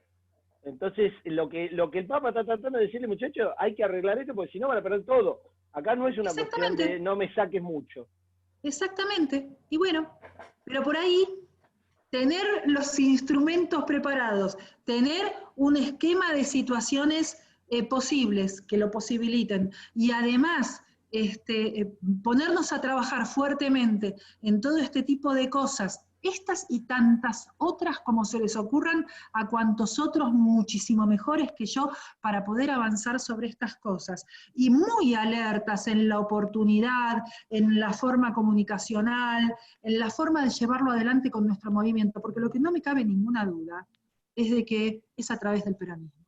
Entonces, si no somos nosotros los que lo estamos preparando, no sé quién lo va a hacer. Así que mi esperanza o mi intención en todo esto. Mirá, César Crosita, la foto linda que pone ahí de la jefa y de Francisco. Qué lindo lo que estás haciendo, César. Te quiero. Tenemos el ancho de basta y el ancho de espada. Claro. En esto y empujamos y estamos alertas y estamos viendo qué hacer para combatir todo esto, la opacidad de sociedades, la opacidad económica. Mira, tenemos hasta un gato adentro. ¿No? Así que bueno, no es Mauricio. Y por eso, aunque me guste pintarme las uñas y sea rubia, también me gusta entender de estos temas y colaborar en lo que se pueda al respecto. Muy bien. No, por Dios, no es Mauricio, es Luca, Vientano. Siciliano. En otro lugar. ¿Puedo hacer una pregunta práctica, digamos? En el caso de los paraísos fiscales, estos de Centroamérica o las Islas Mauricio, qué sé yo, todo eso, ¿el dinero está físicamente ahí? ¿O el dinero está en Londres, en Delaware, en Nueva York? ¿Qué hay? ¿Un asiento contable en la nube ahí nada más? Es un clic, Sí. es un bit en una Son computadora. Triangulaciones contables, pero el dinero ni lo vieron, y aparte, una de las excusas que ponían de que no se podían detonar todo el sistema de guardias fiscales era de qué va a vivir toda esta gente. La gente de las Islas Caimán, la gente de las Bahamas y todo, no ven un pasar ni uno. Es una minoría muy chiquitita que es la que maneja el poder en esos lugares permanentemente desde hace décadas. Porque una de las condiciones fundamentales que tiene que tener un país para ser guarida fiscal o una jurisdicción es estabilidad política, porque vos imaginate que haya una guarida y que un día venga un opositor y diga, no, todo esto lo incauto, o todo esto lo vendo, o lo entrego la información. Por eso Argentina, Mauricio Macri quiso hacer una guarida fiscal, en muchos sentidos, y no había ninguna posibilidad, porque acá no hay estabilidad política, y mucho menos en Buenos Aires. Lo que pudo hacer es una guaridita para sus amigos y para generar la SAS, pero eso es muy endeble, digamos. Lo que necesitan es estabilidad de largo plazo, que es lo que tienen muchas de esas islas, pero siempre para cuestiones contables, ¿no?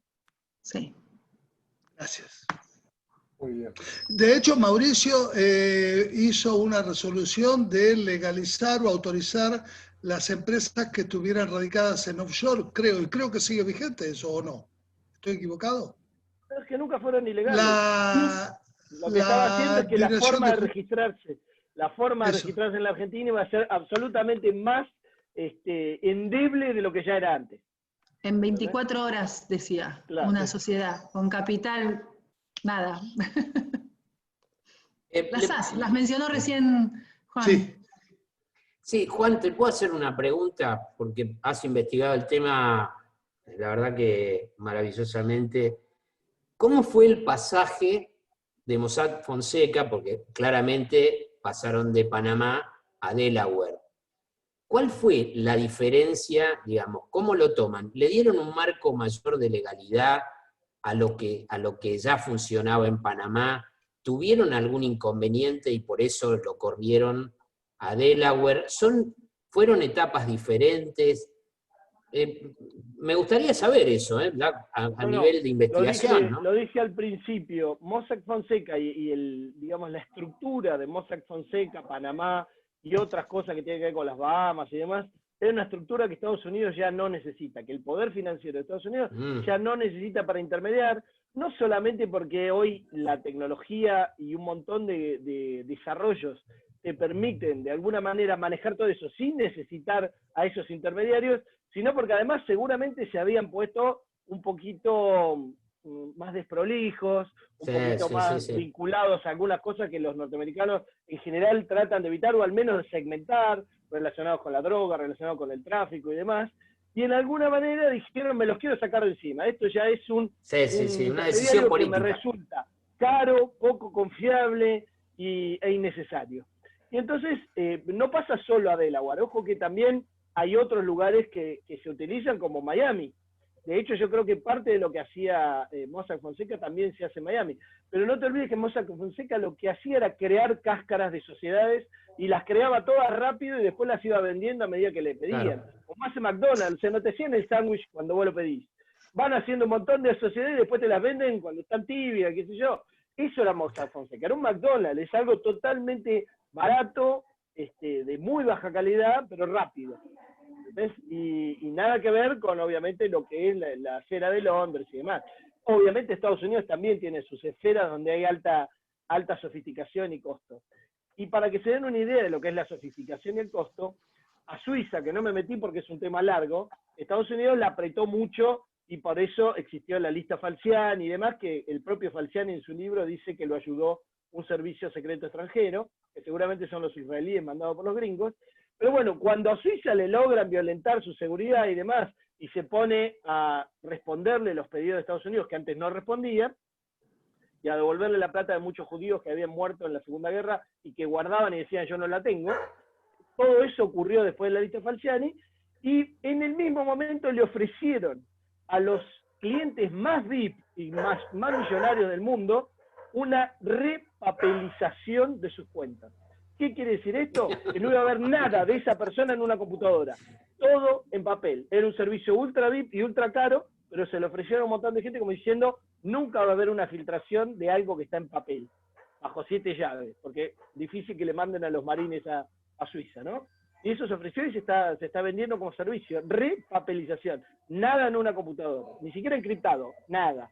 Eso ocurre, para que te des una idea de la carrera armamentista que hay en estas cosas, digamos, ¿no? No, terrible, terrible. Gracias. Por favor. Bueno, los perros ya ladran, bueno. Estamos solos me parece, ¿no? Se me cruzó el gato, ladra el perro. Yo tengo la ventana abierta. Bueno, fue una extraordinaria experiencia, la verdad que ha sido un placer estar con todos ustedes. Tenemos muy buena convocatoria y obviamente esto no termina acá, sigue.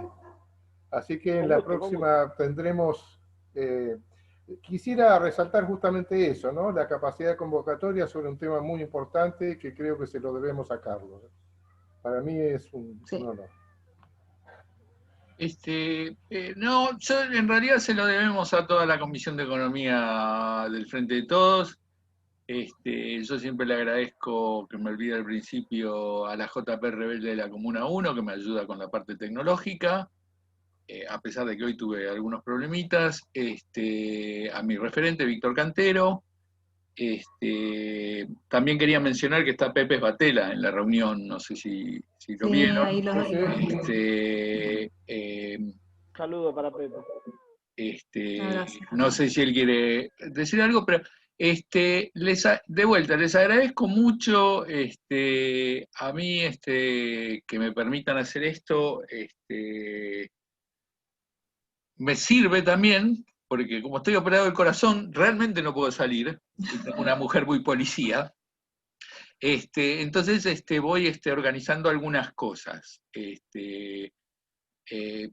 Mariana también me comentó que ella estuvo en el tema Vicentín. El Vicentín, en el pasado hemos hecho alguna conferencia, incluso con gente que estaba del Frade, Lozano, y estaba el Pequi Monzón, que es de la Comisión Interna. Y realmente cualquier cosa que se les ocurra que podamos hacer por Vicentín, por los chicos de Vicentín, para divulgar el tema. Ya sé que fuimos para atrás. Yo creo que no está completamente muerto el tema.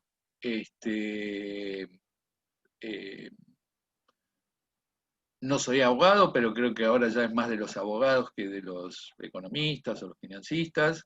Y bueno, ahí dejé mi mail, mi teléfono. El que quiera ayudar a Juan o a Mariana en la redacción de los proyectos, desde ya yo me ofrezco a, por ahí no en el contenido, pero puedo colaborar en bastantes cosas. Y sí, yo creo como Mariana que hay que tener las carpetas listas, porque esas cosas se piden de un día para el otro, generalmente. De acuerdo. Yo soy también un fanático de esas cosas. Muchas gracias, Juan. Muchas gracias, Mariana. Muchas gracias, Oscar. Muchas gracias a todos los que vinieron a escuchar. Gracias. Muchas gracias. Gracias. Yo también tengo mi... ¡Eh!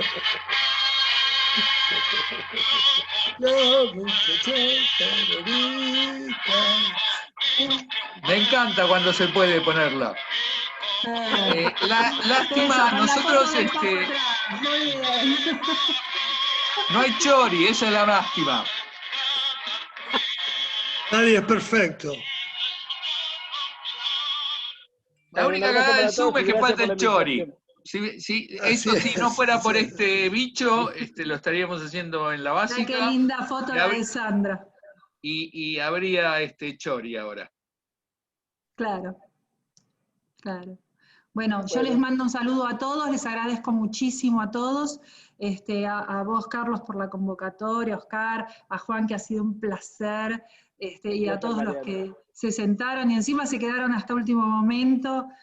Les agradezco muchísimo y quedo a las órdenes de todos ustedes para lo que quieran. Muy bien. Muchas gracias. Hasta pronto, compañeros. Por la compañía. Suerte. Gracias. Gracias.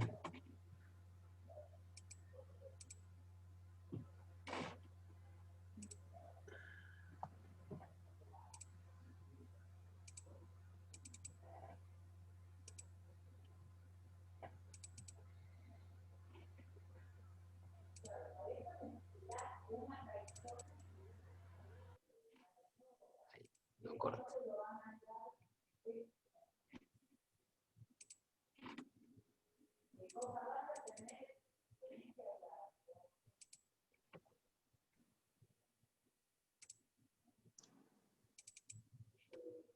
Ay.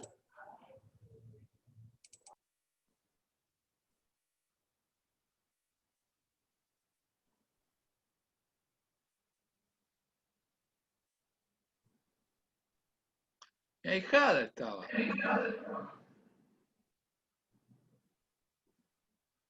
Juli. Guillermo Tabelione. Guille.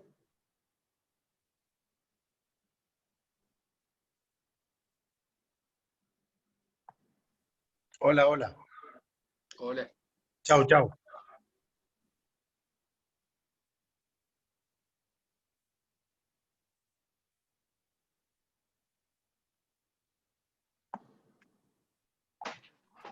Sí, Charlie. Tu ahijada y tu compadre. Muy lindo, muy bueno. ¿Cómo andás? Bien, che. ¿Te gustó? Bien. Sí, interesantísimo.